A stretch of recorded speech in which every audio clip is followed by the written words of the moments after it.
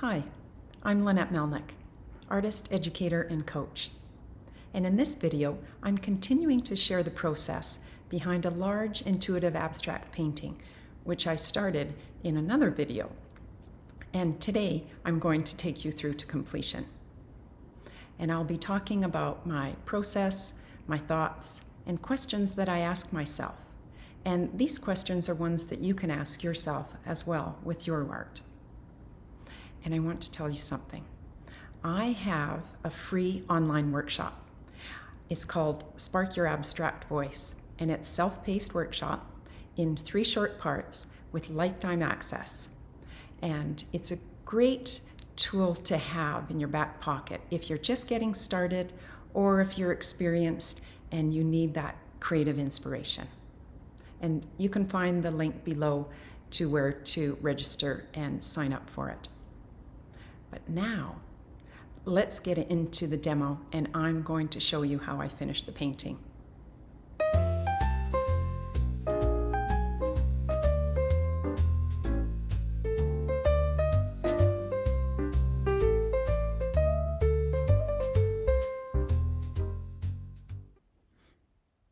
And here we are, where we left off. I put this painting on the floor, and I'm trying a different view for you so you can see it closer, and I hope it works. You'll have to let me know in the comments. So let's continue, and I'm just going to go through and tell you what I'm doing, the questions I may be asking. Right now, I want to create depth to this painting. It starts off with movement. It actually really ends with movement. And I wanted to limit my colors to the black, the white, the gold, and I am going to add some blue.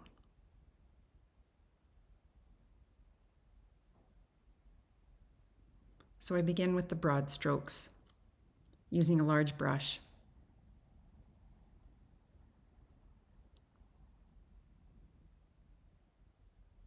Adding some blue just to liven it up. Create some contrast with the different size of brush. Thinking about the texture, the placement of where it goes, the energy that's happening within these strokes. And it's just building layers.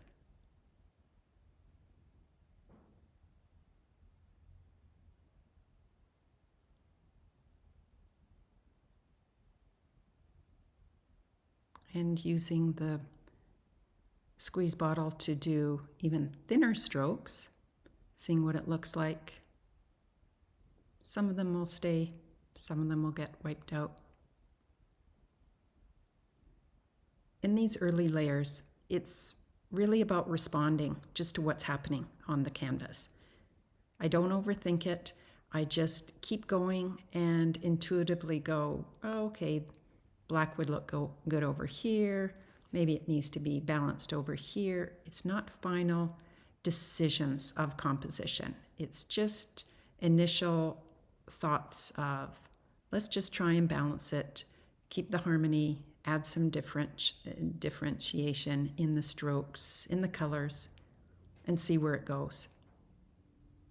And even though I'm using these 4 colors, I do like the richness that will come out of it when I do these thin layers of it.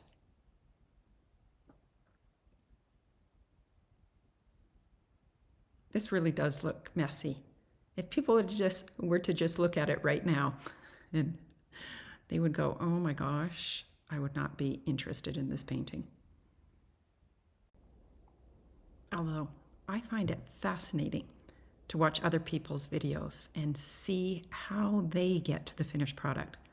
So that's always enlightening for me.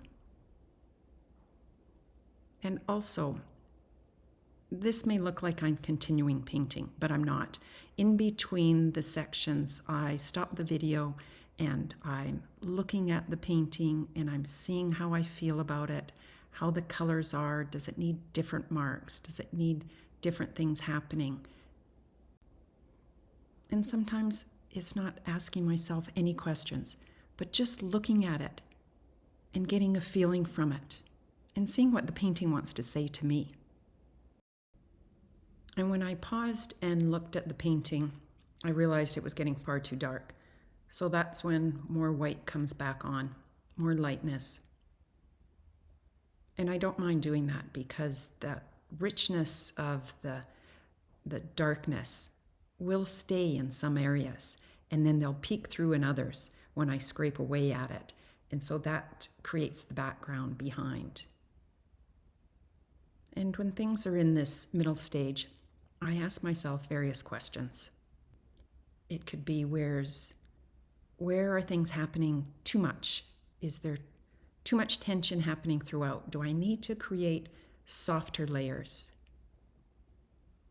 And what do I feel like when I put these thin lines on? Do I feel this movement across the canvas? Do I like it? Can I add any other little details to there that echo that line, but maybe in a different way?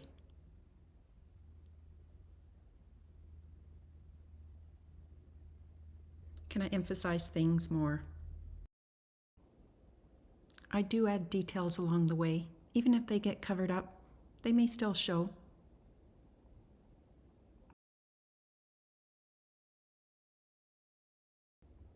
Adding a little bit of darkness back in. And you may notice my brushes are starting to get smaller as I'm working on this while I'm adding some details in here. Adding more white, more light. And when I put light in, I want to break up the heaviness of it.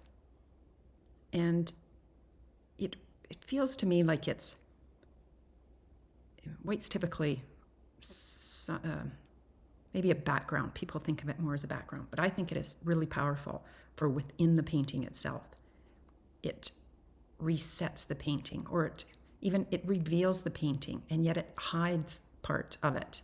So it's depending upon the translucency, white really is a powerful color to use.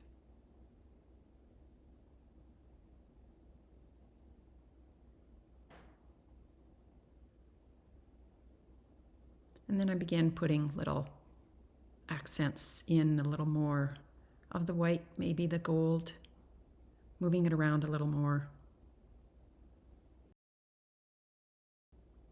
When I add the different colors like the blue or the gold, I want it to bring in light and contrast still, even though they are colors. So when I look at them, I'm still trying not to have the emotion of the colors affect the whole painting. I'm looking at still the light, the dark, the values of it. Painting intuitively doesn't mean without intention.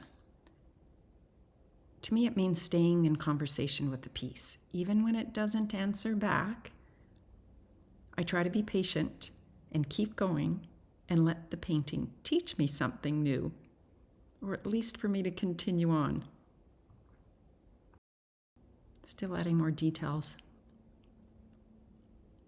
Although when I stand back after doing all of these,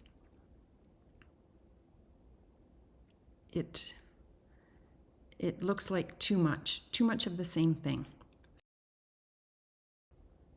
And you are going to notice a big change here because I forgot to start the video again. So here's a big swipe of color, of white and color in here that I started doing just to soften some of the details and push them to the back. And for me, what this did was create more of a contrast of larger areas and small detailed areas. Some of the details were missing when they were all the same. And I really like how this is looking now. I'm going to leave it and show you a few different views. Before I do that, I want to tell you about this free 3-part online workshop that I'm offering for people now, and I'm so excited about it. It's Spark Your Abstract Voice, and when you register, you have instant access. It's self-paced, and it comes with lifetime access. And it's a fun course, whether you're just starting out or you're feeling stuck and you need to get back to the basics.